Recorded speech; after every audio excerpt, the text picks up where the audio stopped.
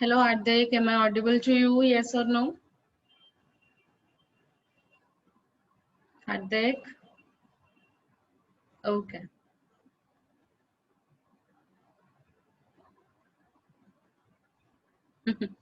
Okay, Hardik can hear me.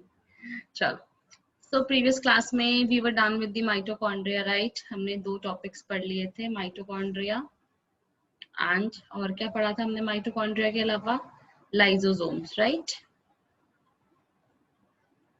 We'll proceed forward, but before that, let's solve these two questions. You can see two questions in front of your screen, everyone.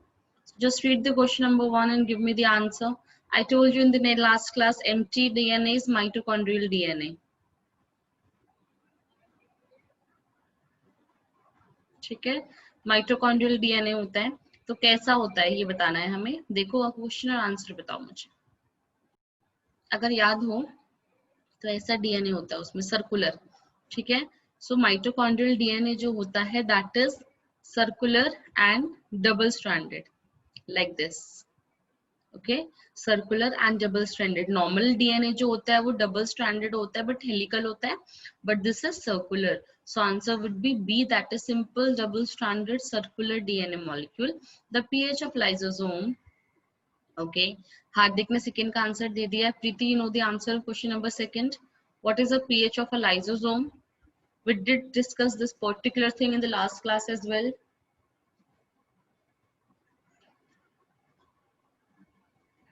बताओ.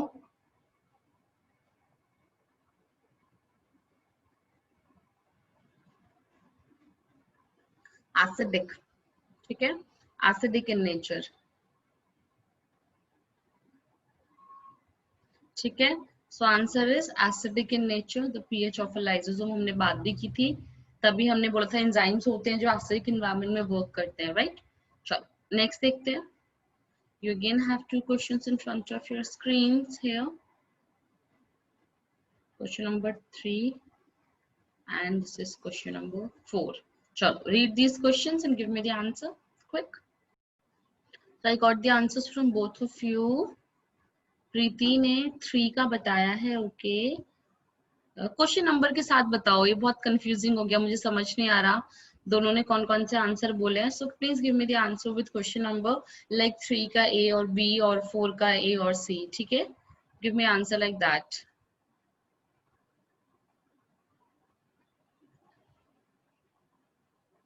Okay, 3 का प्रीति को लगता है A and हार्दिक को लगता है WBC. This is सूरज. कौन से बैच में बच्चे आप? सूरज. ओके, गलत बैच में लॉग इन किया. क्वेश्चन नंबर 4 का सी. ओके, प्रीति को लगता है. हार्दिक तुम्हें क्या लगता है 4 का? हाँ हार्दिक बिल्कुल समझदार था. ठीक है, एब्सोल्युटली करेक्ट. सी दिस इसका आंसर है WBC. Absolutely correct.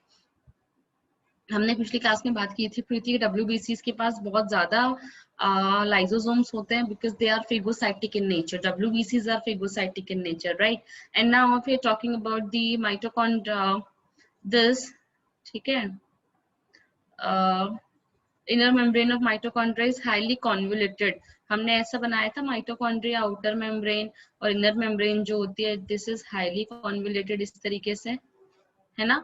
To form what? To form the cristae. Cristae formation करता है, which provides the large surface area for the mitochondria, right, for production of ATP और for the respiration. ठीक है, तो क्या दोनों क्वेश्चंस क्लियर हैं दोनों को? yes or no? बताओ, are they clear? Okay, so now अभी तक हमने मेजर कुछ ऑर्गेनल्स की बात करी है. Next organelle which we are going to discuss here is vacuoles. Okay, हम वैक्यूल्स की बात करेंगे. What is vacuole? What do you know about vacuole? बता सकते हो मुझे? Anything you know about vacuole?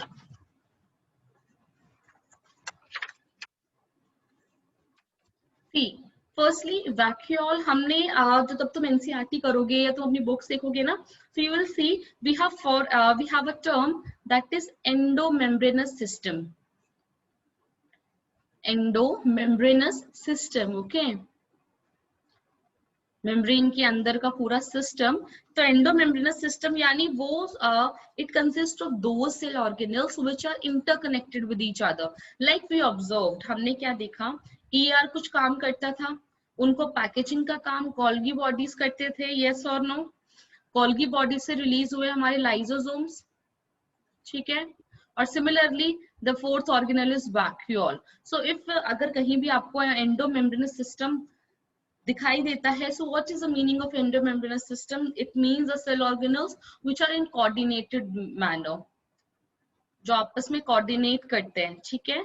और कौन से हैं वो? एंडोमेम्ब्रेनस में 4 ऑर्गेनल्स हम कंसीडर करते हैं, endoplasmic reticulum, Golgi bodies, lysosomes and vacuole. अभी तक we are done with these 3. We are done with ER, we are done with GB, lysosomes as well, and now we need to start with the vacuole. मुझे कुछ answer दिया है तुमने vacuole का? Living, what living cell? Vacuole is not a cell. Hardik vacuole cell थोड़ी है, vacuole तो organelle है ना, सेल कैसे हो गया? बताओ।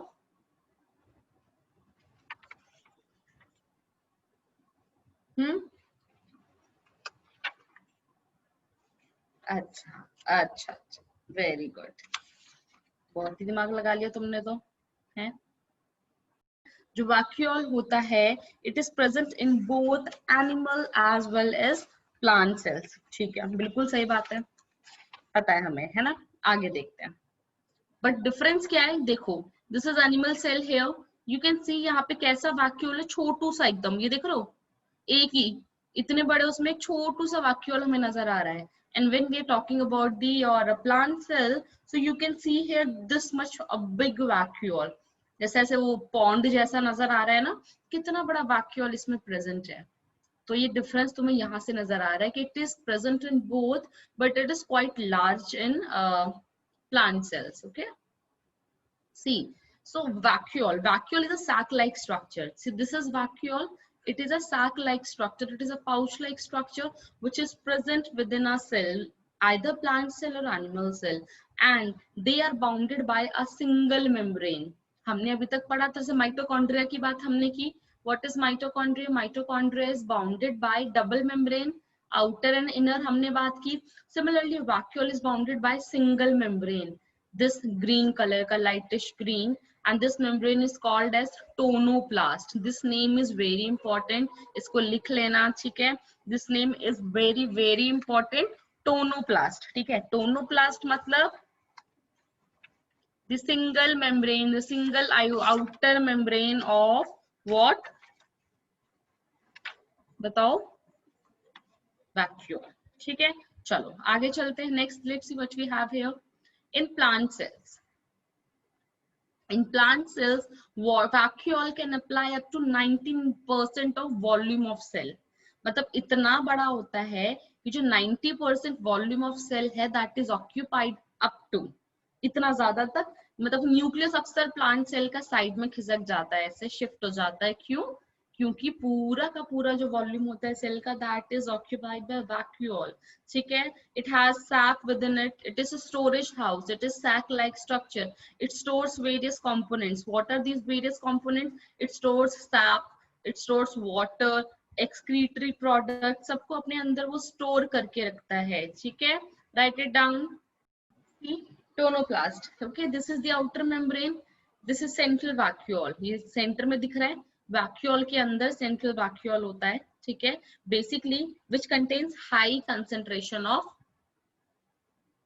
आयंस, के वैक्यूल में बहुत ज्यादा, बिकॉज इट स्टोर्स सारा का सारा. See, this is cytoplasm, cytoplasm में there is low concentration of ions and there is high concentration in the central vacuole. Why? Because it stores them, ये स्टोर करके रखता है, ठीक है. सो टोनोप्लास्ट जो होता है, it facilitates, it's a membrane, so definitely it is allowing some movement within it, ठीक है, फ्रॉम इट्स इनसाइड और outside. So it facilitates the transport of number of ions.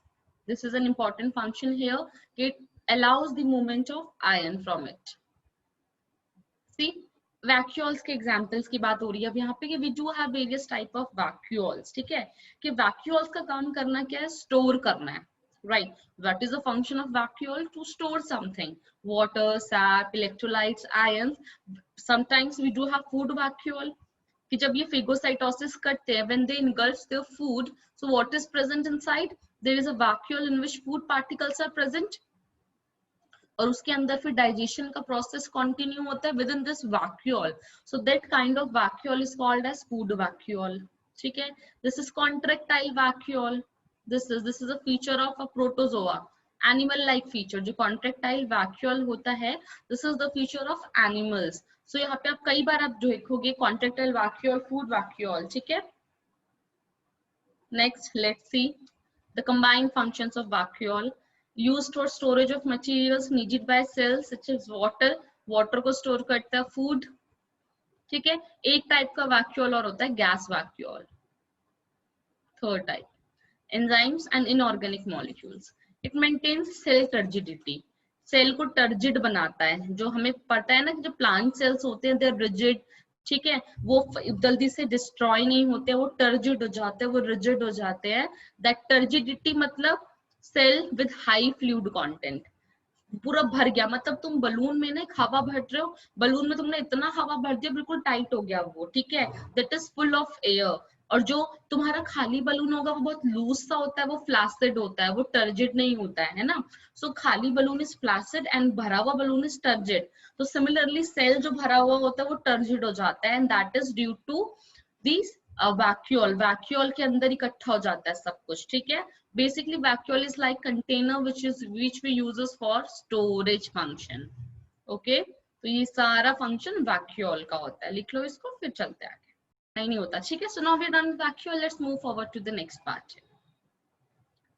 Vacuole in plant cells are larger than in animal cell due to, read the options and give me the answer. चलो, give it a try. हार्दिक ने answer कर दिया. प्रीति तुम भी answer दो. vacuole में भी options पढ़ लेती हूँ तब तक. Planets to withstand okay. हाँ हार्दिक, ठीक है, done. So the option is D, that is all of the above. कि प्लांट्स होते हैं उनको लार्जर वैक्यूल चाहिए होता है because they can not move from one place to another. They have to stand with the change in the climatic conditions, right. And vacuole is very extremely important to provide the structural support. हमें पता है बारिश आ रही है तो उनको वहीं रहना है, गर्मी है तो भी वहीं रहना है. तो वैक्यूल जो होता है इंटरनल कंटेंट को मेंटेन करके रखता है irrespective of their external environment. That's why all of the above. Now the next organelle, plastid. What do you remember about plastid? चलो बताओ मुझे. What do you remember about plastids? क्या होते हैं plastids? Any idea so far? सबसे पहले okay कुछ idea है शायद. Is it all in plant cell? Right, it is found in plant cells. या हम जो पढ़ते हैं क्लोरोप्लास्ट, इतना कुछ पढ़ लिया हमने प्लांट किंगडम, अनाटमी है ना, स्ट्रक्चरल में. देन तो everywhere we did study about one thing, that is chlorophyll, which provide green colors to the plant, which is important for photosynthesis, है ना. So chlorophyll होता है किसमें? क्लोरोप्लास्ट में. ये भी हमने पढ़ा है. प्लास्ट यानी plast here stands for plastid, right? So basically what is chloroplast? It is the cell organelle जो कि plants में present होता है, या photosynthetic animals होते हैं यूग्लिनॉइड है ना, उनमें present होता है. तो I can write then. and okay, अभी तक हमने डबल मेम्ब्रेन स्ट्रक्चर कौन सा पढ़ा ये बताओ मुझे. डबल मेम्ब्रेन बताओ जल्दी से. अभी तो डिस्कस किया था हमने. माइटोकॉन्ड्रिया. Mitochondria, right. बहुत वेग आंसर कर रहे हैं. सो माइटोकॉन्ड्रिया, ठीक है, इस डबल मेम्ब्रेन स्ट्रक्चर हमने बात किया. Similarly plastid also double membrane structure. Mitochondria के पास खुद का डीएनए होता है, प्लास्टिड के पास भी खुद का डीएनए होता है. ठीक है, सो प्लास्टिड देखो दिस इज मटर के जैसा दिख रहा है, this is plastid. Okay, let's see now अब क्या है हमारे पास. सीधे टाइप्स बताए हैं हमने इस यहाँ पे, इसलिए तो हम कुछ चीजें लिखेंगे इनके बारे में. डबल मेम्ब्रेन जो मैंने अभी बोला, we need to write them. Double membrane, ठीक है, डीएनए कंटेनिंग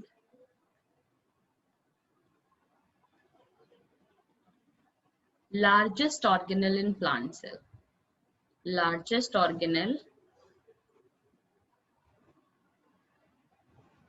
ठीक है, in plant cell.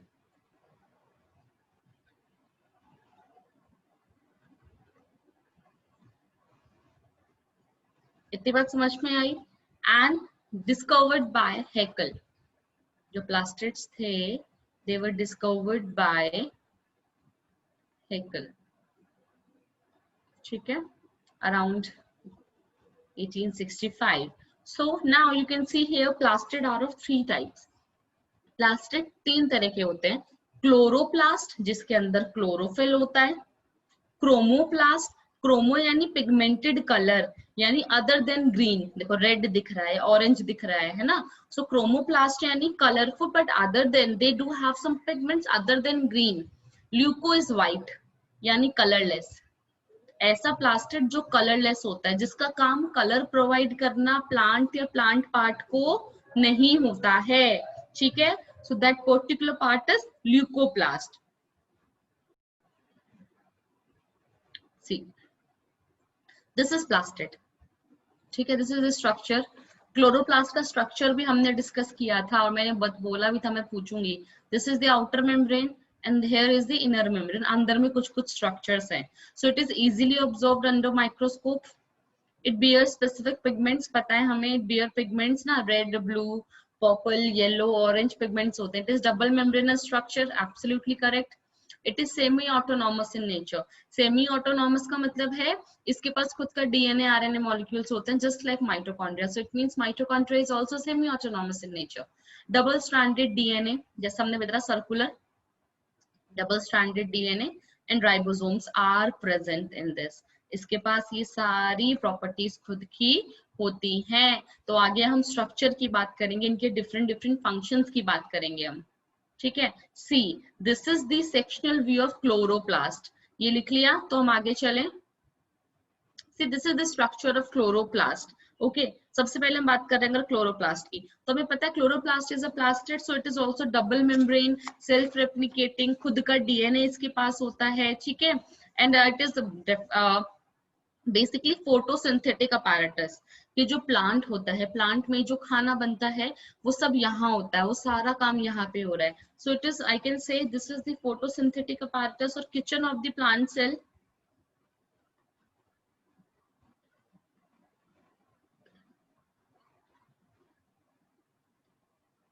और kitchen of the plant cell, ठीक है. So this is outer membrane. अंदर में इनर मेम्ब्रेन दिख रही है तुमको. डायमीटर दे रखे हैं, इसकी डायमेंशंस दे रखी है, ठीक है. Longitudinal is 5 to 10 nanometre and width is around 2 to 4 millimetre, sorry. Okay, let me draw this diagram for you. इसको बनाओगे कैसे तुम? Let me help you out. How can you draw the diagram? You can see double membrane हमने बना दिया है, building जैसी structure हम बना रहे हैं. दिखा देती हूँ मैं दोबारा से. इस डायग्राम में देखो, दिख रहे हैं बिल्डिंग्स. इडली होती है, idli, they are just like idli. Idli को एक के ऊपर एक रख दो ऐसे से, ठीक है. वही है यहाँ पे. These are those idli like structures and they're connected through each other. They have certain strands through which they are connected to each other. ठीक है, इस तरीके से कनेक्टेड होते हैं. Okay, so what are this idli? जो इडली है, एक सिंगल इडली जो होती है, ठीक है, इसको हम बोलते हैं थाइलाकॉइड. क्या बोलते हैं? Thylakoid is your idli. Okay, paper में इडली मत लिख के आना. एंड दिस बिल्डिंग ब्लॉक, एक के ऊपर एक जो पूरा क्लस्टर रखा हुआ है, दिस क्लस्टर पूरा strand, this building is called as grana. This building is called as grana. We do have fluid here. पूरा ये वाला जो पोर्शन है, ठीक है, this is called as stroma. Okay, हमने देखा, हमने क्या बोला, इसके पास खुद का डीएनए होता है, राइबोसोम्स होते हैं, ठीक है. तो वो बना देते हैं हम. काफी सुंदर सा डायग्राम बन गया है ये. This is it's DNA. What is this? Outer membrane and the blue one is inner membrane. ठीक है, I am forgetting something here, thylakoid is done. Okay, this connections here, ये जो मैंने बनाए ब्रिज, रोड क्रॉस करने के लिए bridge बने हुए हैं, ठीक है, एक जगह दूसरी जगह आने के लिए, this bridges are called as stroma lamellae, stroma lamellae. ठीक है, जो क्लोरोफिल होता है वो यहाँ होता है, इस पे जो इडली है ना, इडली की जो वॉल्स हैं तुम्हारी, इसके ऊपर तुम्हारे जो डॉटेड स्ट्रक्चर्स मैं बना रही हूँ व्हाइट कलर से, दीज आर योर क्लोरोप्लास्ट, ठीक, सॉरी क्लोरोफिल। और यहाँ पे पूरा तुम्हारा वो रिएक्शन होता है फोटोसिंथेसिस वाला with in chloroplast. So this is the, what is this, ये डायग्राम जो था उन्हें हमने अपने इसमें बना लिया, that is sectional view of chloroplast.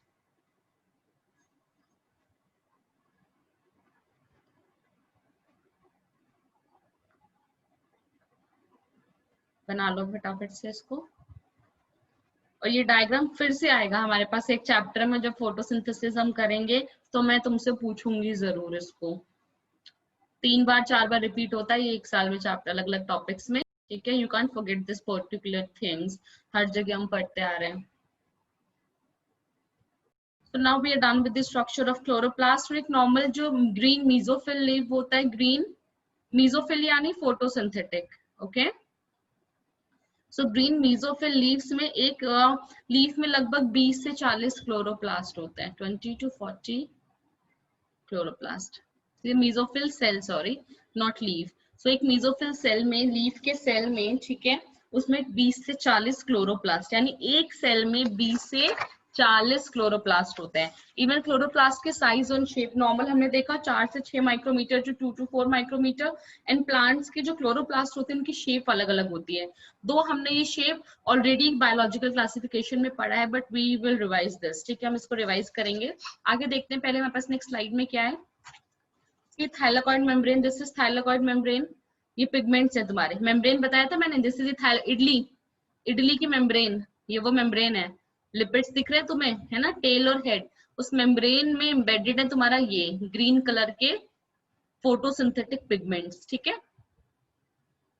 Number of chloroplast, ठीक है, क्लेमाइडोमोनास में 1 पर सेल होते हैं, कितने, 1 पर सेल। एल्गी में 20 to 40 पर सेल, एक सेल में 20 से 40 क्लोरोप्लास्ट होते हैं, ठीक है। क्रोमोप्लास्ट पे जाने से पहले हम लोग शेप्स की बात करेंगे, ठीक है। हम इस तरीके से करते हैं, plant and shape of chloroplast, okay. Structure की बात हमने कर ली है, थाइलाकॉइड होता है, ग्रेना होता है, स्ट्रोमेला होता है, एंथोलैमेलर सिस्टम होता है।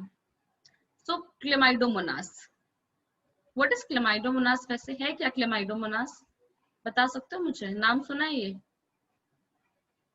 ये नाम सुना है तुमने,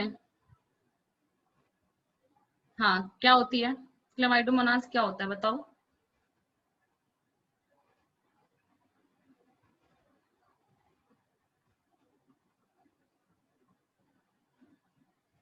कृति, क्लेमाइडोमोनास होता है ग्रीन एल्गी, प्लांट किंगडम में पड़ा है, ठीक है।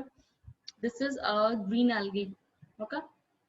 कप शेप्ड होता है इसका क्लोरोप्लास्ट, कैसा होता है, कप के जैसा होता है, क्लोरोफाइट से, राइट हार्दिक, क्लोरोफाइट से ग्रीन एल्गी इज क्लेमाइडोमोनास, ठीक है। Next Ulothrix, Ulothrix is also green algae, ये वहां भी पढ़ा है हमने ना, इनके क्लोरोप्लास्ट कैसे दिखते हैं, बट हम रिवाइज कर रहे हैं, गर्डल शेप्ड, गर्डल शेप्ड, ठीक है। Next spirogyra, this is important, green algae again, spirogyra, these two are very important, ठीक है। स्पाइरोगायरा का होता है स्पाइरल शेप्ड, बिकॉज पूछा जाता है कप शेप्ड किसका क्लोरोप्लास्ट होता है, या रिबन लाइक किसका होता है, ठीक है, रिबन के जैसा। these three are important। Higher plants में हमारा ओवल ही होता है, हमने अभी अभी बनाया था ना, discoid and Oval type, higher plants में डिस्कॉइड और ओवल और डिस्क लाइक, ठीक है। तो दीज आर इम्पोर्टेंट, एटलीस्ट और भी बहुत सारे हैं, बट ये 4 तो हमारे लिए काफी इम्पोर्टेंट है, ठीक है। इतनी बात समझ में आई, यस और नो, काफी डिटेल में हम लोग जब फोटोसिंथेसिस वाला चैप्टर पढ़ेंगे तो फिर दोबारा से हम ये क्लोरोप्लास्ट का स्ट्रक्चर, क्लोरोफिल का स्ट्रक्चर सब रिवाइज करते हैं। तो इतना तुमको पता होगा तो वहां तुम्हारे लिए इजी हो जाता है चीजों को समझ पाना, ठीक है? तो प्लीज भूलना मत।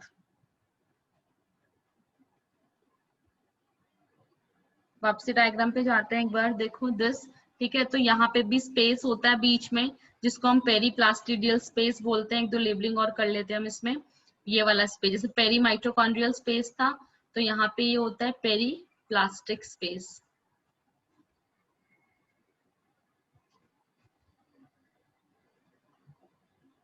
डायग्राम बना लिया ना दोनों ने? तो now we are done with this. ये दो तीन चीजें जो मैंने बताई है याद रखना। We are done with the chloroplast, है ना? क्लोरोप्लास्ट हो गया। बाकी प्लास्टिड्स की बात करते हैं। So next is chromoplast. Okay, chromoplast, because अभी हम उतना पढ़ रहे हैं जो हमारे लिए सेल पर्टिकुलर टॉपिक से इंपॉर्टेंट है। अगले चैप्टर में जब फोटोसिंथेसिस करेंगे, प्लांट फिजियो पढ़ेंगे, तो किस दूसरे तरीके से हम इन चीजों को पढ़ते हैं, but at least we should have some idea. तब तक तुम्हें ब्लैंक नहीं होना है, ठीक है? So see what are chromoplast? colored plastic typically containing yellow और orange pigment। हमें पता है ना कि ग्रीन तो पत्ते होते हैं, फोटोसिंथेसिस करते हैं, बट उसके अलावा और भी तो कलर होते हैं ना, या नहीं होते हैं? बिल्कुल होते हैं, ठीक है? सो बेसिकली और भी बहुत सारे येलो ऑरेंज फ्रूट्स के, फ्लावर्स के कलर्स होते हैं। तो वो सारे के सारे जो किसकी वजह से होते हैं? जिन प्लास्टिड में होते हैं, दैट इज क्रोमोप्लास्ट, ठीक है? So they are coloured plastid and they have fat soluble carotenoid pigment। जैसे क्लोरोफिल होता है वैसे कैरोटिनॉइड एक पिगमेंट होता है। कैरोटिनॉइड में दो पिगमेंट होते हैं बेसिकली। कौन कौन से? Carotene and xanthophyll. Carotene and xanthophyll, इन दोनों की अलग अलग रेशियो ये आपको डिफरेंट डिफरेंट कलर्स प्रोवाइड करते हैं। येलो, ऑरेंज, थोड़ा येलो के बहुत सारे शेड्स होते हैं, ऑरेंज के बहुत सारे शेड्स होते हैं, ठीक है? जैसे कि कैरोटीन तुम्हारे कैरेट में होता है, कैरोटीन इन कैरेट, ठीक है? या हम बात करूं मैं रेड पिगमेंट, हम मेरी टमाटो एंड चिलीज, वो लाल रंग जो होता है टमाटर में और मिर्ची में, ठीक है? वो इन्हीं की बेसिकली वो एक पिगमेंट होता है लाइकोपीन। कौन सा पिगमेंट होता है? लाइकोपिन एक पिगमेंट होता है, उसकी वजह से होती है, ठीक है? फ्लावर्स, फ्रूट्स, सीड्स, उन सबको जो अट्रैक्टिव कलर्स प्रोवाइड करने का काम होता है वो सारा किसका होता है? क्रोमोप्लास्ट का होता है। तो क्या इतनी बात समझ में आई? तीन नाम तुमको याद रखने, carotenoid contains carotene, xanthophylls and lycopene. Done? Clear है इतना Preeti, Hardik? Okay, great. Now leucoplast. As I told you, leucoplast means colorless. Leuco मतलब colorless, and these are largest plastid.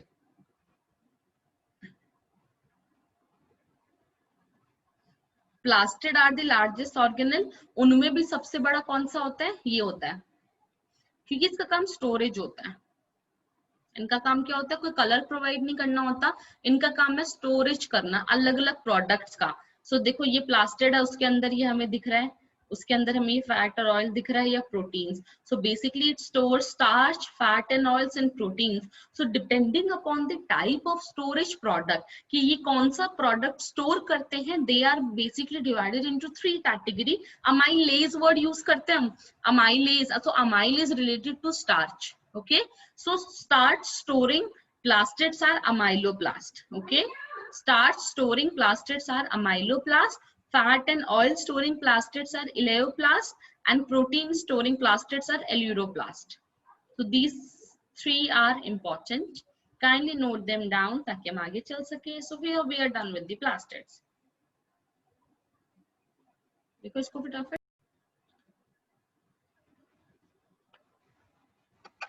अभी हमने इतना क्लियर है? प्लास्टिड क्लियर है? प्लास्टिड में कोई डाउट तो बताओ मुझे।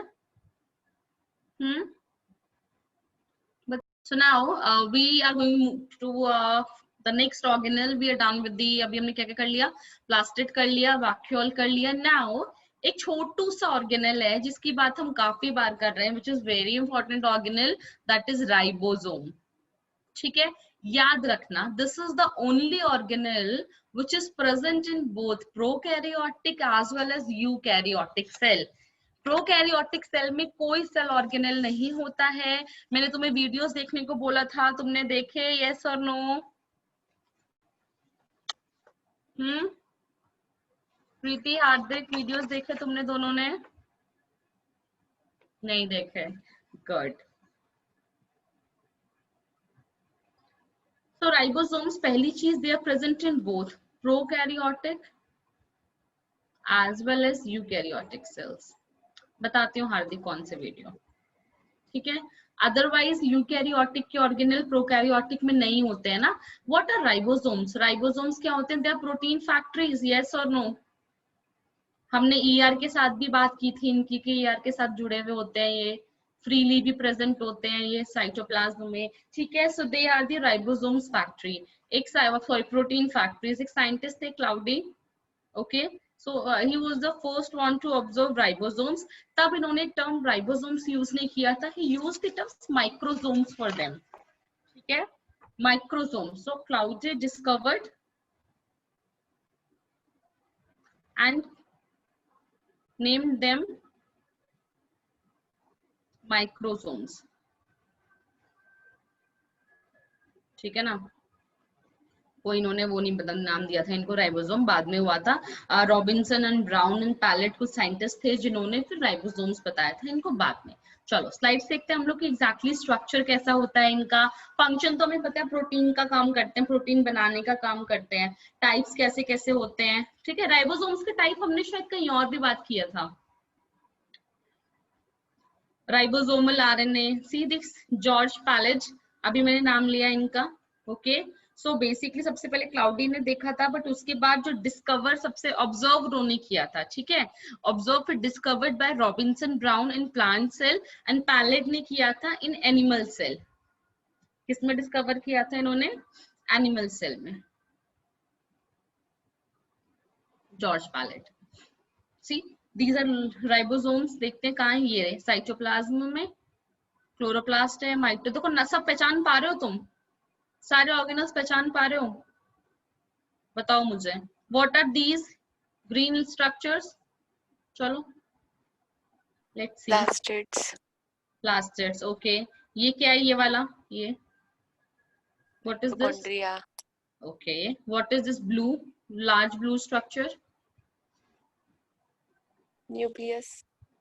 ओके, एंड दीज आगे जो लैमेले बने हुए हैं ये क्या है? Endoplasmic reticulum. एंडोप्लाज्मिक रेटिकुलम, ठीक है, एब्सोल्युटली फाइन। एंड ये जेली जैसा कुछ पड़ा हुआ है यहाँ पे, क्या है ये? वैक्यूल्स। वैक्यूल। एंड दीज छोटू छोटू clusters are the clusters of ribosomes, ठीक है? And what is this? Lysosomes. Golgi bodies, yes. देखना है ना, वाईफाई जैसा सिंबल लगता है, दीज आर गोल्गी बॉडीज। तो सारे स्ट्रक्चर्स हम पहचान पा रहे हैं, अच्छी बात है ये, है ना? एंडोप्लाज्मिक रेटिकुलम दिख रहा है हमें, दीज आर राइबोसोम्स, ठीक है? साइटोप्लाज्म में ऐसे क्लस्टर्स की फॉर्म में। See ribosomes are present in both in prokaryotic cells as well as eukaryotic cell, मैंने अभी बताया। This is membrane less structure, याद रखना, ठीक है? They do not have membranes. इतनी बात समझ में आई हार्दिक? यस और नो? ओके, सो अगर मैं इनकी प्रॉपर्टी के बारे में बात करूं, ठीक है?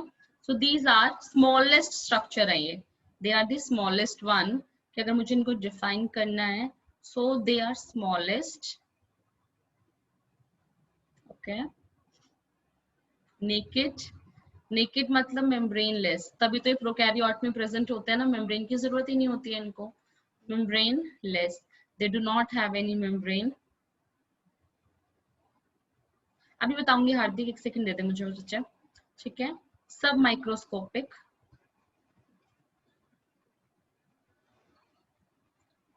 सब माइक्रोस्कोपिक, ठीक है? राइबोन्यूक्लियोइड पार्टिकल्स, राइबोन्यूक्लियोइड पार्टिकल्स, ठीक है?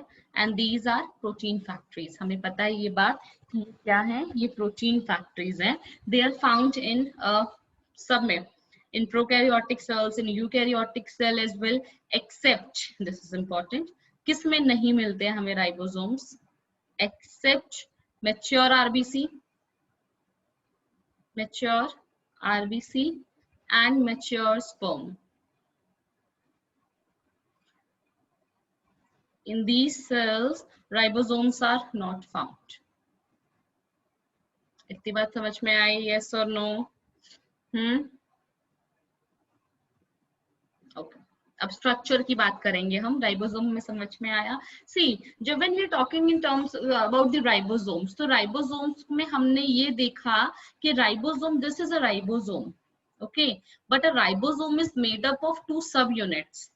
2 ऐसे सब यूनिट्स होती हैं जो आपस में कंबाइन होके राइबोसोम फॉर्मेशन करती हैं. See here, these green color के structures are ribosomes, okay, and दो यूनिट्स हैं, एक larger unit होती है और एक smaller subunit होती है, ठीक है. They have a larger subunit and they have a smaller subunit, so they are made up of 2 subunits and these subunits are synthesized by nucleus. In subunits को कौन synthesize करता है? बिल्कुल सही बात है हार्दिक, न्यूक्लियस सिंथेसाइज करता है. ओके, सो यानी न्यूक्लियस से बन के ये 2 यूनिट अलग अलग आती हैं और जब राइबोसोम बनना होता है, काम करना होता है, तो ये आपस में जुड़ जाती हैं, ठीक है. See, the 2 subunits join together when the ribosome attached itself to messenger RNA. mRNA के बारे में पढ़ा था हमने बायोमोलिक्यूल्स में, है ना. तो टू प्रोड्यूस प्रोटीन बनाना होता है ना. तो ये 2 सबयूनिट्स देखो, ये ब्लू कलर का धागा नजर आ रहा है, ब्लू कलर का thread, this thread is messenger RNA, mRNA. This is, ठीक है. और ये 2 सब यूनिट्स है, स्मॉलर एंड लार्जर, ये आपस में कंबाइन हो गई हैं जो प्रोटीन सिंथेसिस करना है. सो दिस इज इंपॉर्टेंट, ठीक है. इतनी बात समझ में आई दोनों को? यस और नो? आगे चलें. If you want to write them, take 1 minute and just write them. So, अभी तक समझ में आया? आगे देखो, स्ट्रक्चर की हम बात करते हैं. See, this is prokaryotic ribosome, this is eukaryotic ribosome. Prokaryotic ribosome, larger subunit and smaller. Similarly, eukaryotic. So we do know that कि they, मतलब what exactly is happening here कि prokaryotic में भी है, eukaryotic में भी है, but दोनों में same नहीं होता, ठीक है. There is some difference. कैसे? तो लार्जर सब यूनिट होती है, दैट इज ऑफ 50s. वो कितनी होती है प्रोकैरियोटिक में? 50. और स्मॉलर यूनिट कितनी होती है? 30s की होती है, ठीक है. और कंबाइनिंगली करके जो राइबोसोम होता है प्रोकैरियोटिक सेल का, वो कितना होता है? 70s ribosome. कैसा होता है? 70s. और जब हमारी बात हम करते हैं, यूकैरियोटिक सेल की बात हम करते हैं, ठीक है, उसमें होती है 60s and 40s. larger subunit is of 60s and smaller is of 40s, and जो हमारा राइबोसोम होता है that is of 80s. so this is an important term here. prokaryotic में 70s राइबोसोम होता है and तुम्हारा जो यूकैरियोटिक सेल होता है उसमें 80s राइबोसोम होता है. and what is S? S stands for Swedberg's unit, ठीक है. क्या S stands for? Swedberg unit. याद रखना, which defines sedimentation coefficient. क्या डिफाइन करता है वो? sedimentation coefficient डिफाइन करता है, ठीक है. इतनी बात समझ में आई दोनों को? ये याद रखना, ये इंपॉर्टेंट पार्ट है यहाँ पे.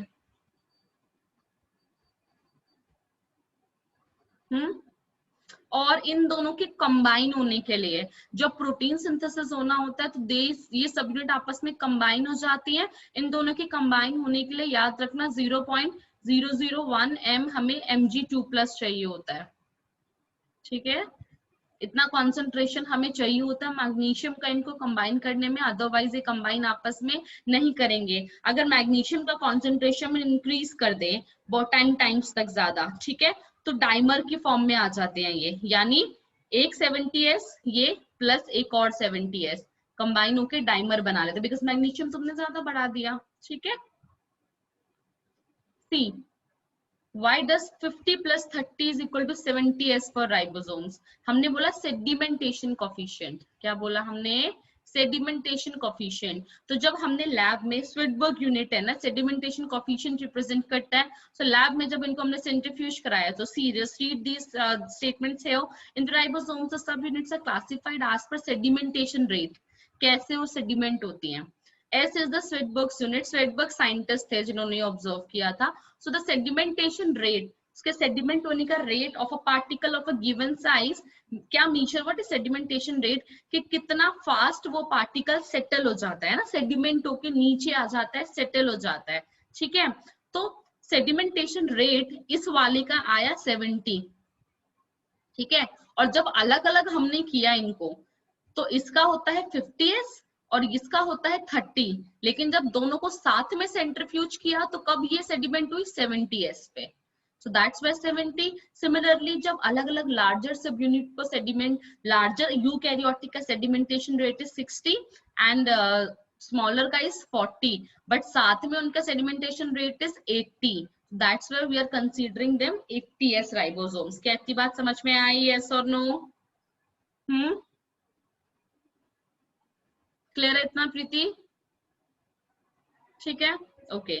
सो फंक्शन की हम बात करें अगर, so ribosomes are a cell structure that makes protein, बिल्कुल सही बात है, ये रहा राइबोसोम बड़ा सा, ठीक है, इससे प्रोटीन बन रहा है। Protein helps in repairing damage और डायरेक्टिंग केमिकल प्रोसेसेस, हमें पता ही है कि जो प्रोटीन्स होते हैं कितने इंपॉर्टेंट होते हैं। On the basis of the location, जो राइबोसोम्स होते हैं दे आर ऑफ 2 टाइप्स।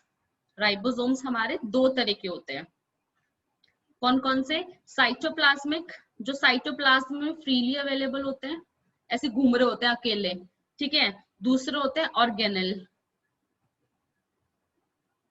ठीक है। Cytoplasmic and organelle. साइटोप्लाज्मिक यानी lie freely in cytoplasm, they lie freely in cytoplasm,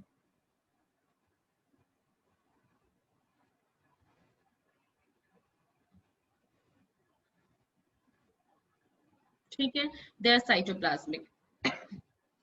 and organelle in attachment with some organelle,